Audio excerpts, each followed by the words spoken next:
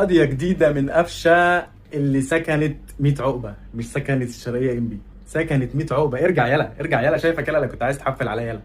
بس هنعمل ايه؟ قفشة ده يثبت لك انه بين عمار وبين ربنا، يعني لغاية اخر الدنيا، لغاية يوم القيامة، ربنا يبارك له. والكلام ده انا هقوله النهارده بس، يعني لان انا قفشة انتوا عارفين قناعتي بيه عاملة ازاي. وايه يلا يا سفيان، يلا الكعب البسكوتة ده ايه ده؟ مهلبية، اقسم بالله كعب مهلبية. الاهلي بيعمل رومونتادا تاريخيه قدام الشرقيه ام بي وبيكسب 3-2 بعد ما كان خسران 2-0، وام بي بيضيع ضربه جزاء عن طريق محمد حمدي، والاهلي بيقدر يرجع بهدف واثنين وثلاثه ويقدر يكسب المباراه. مروان عطيه جاب جون النهارده من ايام كده، حاجه كده من ريحه روبرتو كارلوس والناس الحلوه دي، يعني هدف عالمي عالمي، اقسم بالله عالمي. زيزو بيتعادل بضربه جزاء، وقفشه بيحط هدف الثالث في البلاس 90 عشان يبقى الجون ده في قلب الشرقيه ام بي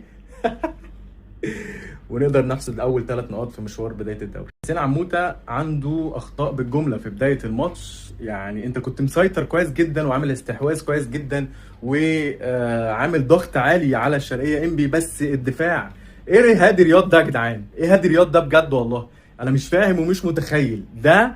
انا مش عارف انت متوتر ليه كده، ومش عارف يعني، مش عايز احطك في خانه اللي انت ما بتعرفش تلعب كوره، بس اللي انت عملته النهارده ده صعب ان هو يتقال عليك ان انت مدافع. وايه احمد كوكا ده؟ انا مش فاهم ايه يا كوكا، ايه يا عم كوكا؟ ده جون ده دي تبقى انت السبب فيه. الكوره يا باشا ما قدامك عند الاوت الحته فاضيه، راح بتلعبها لي في نص الملعب على خط 18 عشان يجي لاعب الشرقيه ام بي صاروخ في شباك مصطفى شوبير ويجيب الهدف الاول. ايه يا معلم؟ ايه يا جدعان الاخطاء بالجمله وميس باص بالجمله وحاجات عك عك عك، اقسم بالله. بس تعدي عشان احنا لسه اول ماتش في اول الموسم، وهنشوف اللي جاي فيه ايه. بس اعتقد الدفاع مش هينفع يكمل كده لغايه نهايه الموسم. الدفاع ده لو كملنا بيه هادي رياض والجزار الى حد ما واقف على رجله، بس لو كملنا بالمستوى ده الدفاع ده ما يجيبلكش بطوله، الدفاع ده يجيب لك المرض. من الاخر ما حدش يزعل مني، الدفاع الاهلي ده الثنائيه دي تجيب المرض، تجيب المرض والعله. يا جماعه عشان اثبت لكم كلامي، طاهر محمد طاهر احنا من غيره ولا نسوى بجد. لاعب مستخبي قاعد جنب اللاين مان متدفي عمال نايم ننا ولا كأن في ماتش، واقسم بالله ما كنت بفتكر ان هو بيلعب غير لما الكاميرا بتيجي عليه فيلم. ايه يابا انت اخرك يا معلم؟ انت طب احنا نلعبك ايه تاني؟ نلعبك العاب تانية؟ طيب تلعب مثلا ايه يعني؟ تمسك ايه؟ تلعب بلياردو؟ تلعب بينج؟ تلعب في ودنك؟ يا عم ارحمونا، طاهر ايه اللي يلعب وينج ده يا جدعان؟ بس برضو ماشي، تغتفر للحسين عموته عشان ده اول ماتش لسه في السيزون ولسه بنقول بيجرب اللعيبه.